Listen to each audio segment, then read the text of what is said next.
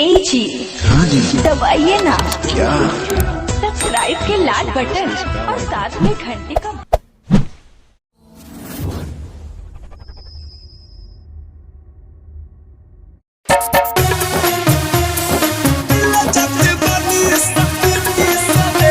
Music by Niju निर्मल। याद हो गई प्यार एगो घूटी से रे यार सुना अरे हो गई प्यार एगो घूटी से रे मिल जात बानी सकुटी से रे हो गई प्यार एगो घूटी से रे मिल जात बानी सकुटी से रे ऋषभ रिकॉर्डिंग स्टूडियो सिमरा।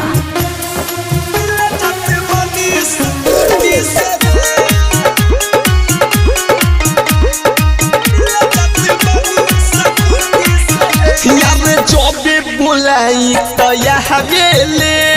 हमारा से मजा उठावेले कथी कही अब सुनी रे यादवा खुनवा पर खूब बतियावेले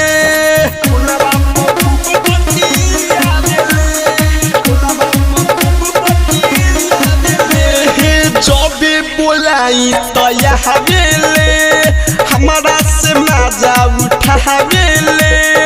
कथी कही अब सुनी रे यारवा फोनवा पर खूब बतियावेले लगे जब होई खेली गोटी से रे यार लगे जब होई खेली गोटी से रे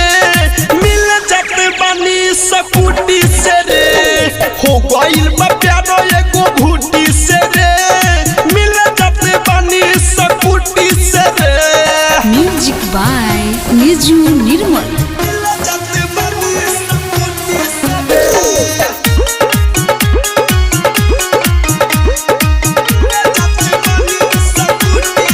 राइटर महेश चंदुआई के पूरा में तनी सुताई के नीके लागेला जब बोलेली तनी सा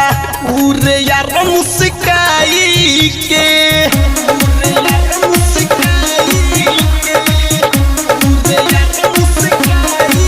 राइटर महेश चंदुआई के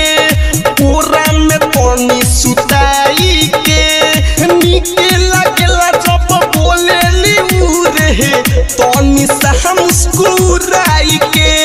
16 जड़ के दिल लागल कुर्ती से रे यार 16 जड़ के दिल लागल कुर्ती से रे मिल जाते बानी सकुटी से रे हो गइल बा प्यार